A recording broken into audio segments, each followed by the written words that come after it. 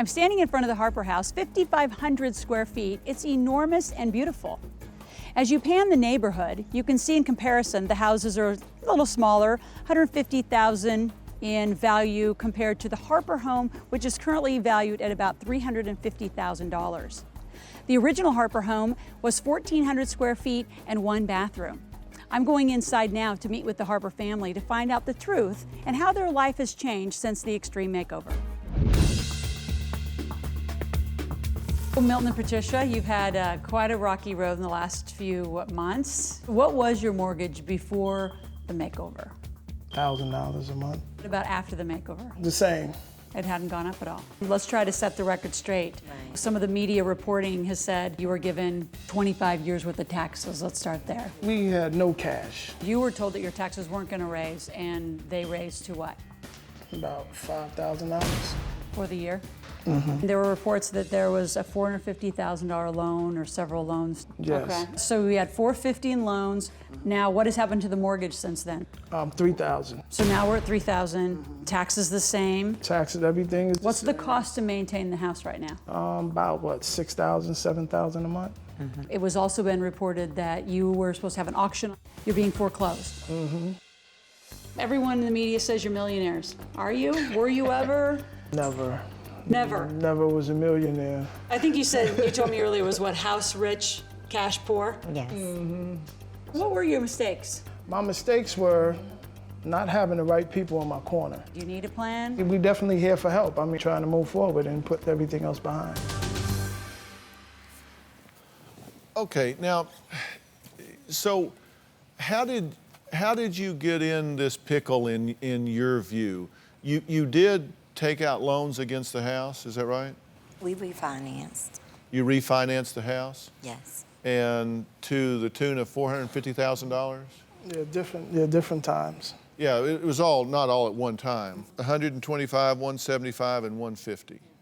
And what were they for? Well, basically, they was for businesses. You know, I have sons, so I was trying to build something for my family, for my sons. And it just didn't work out.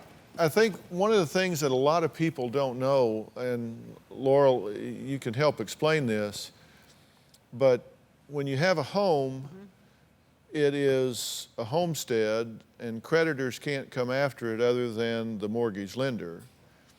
But if you take a second on that home, then all of a sudden you waive the homestead exemption, and that house is in play. You can go borrow $10,000, secure it with your house, default on the loan, they can take the house. Correct. And most people don't know that when they get these second mortgages, that all of a sudden it takes their house from protected to unprotected, and it's in play, correct? You are correct. And they did it 3 different times, one for the 125, one for 150, and one for 175.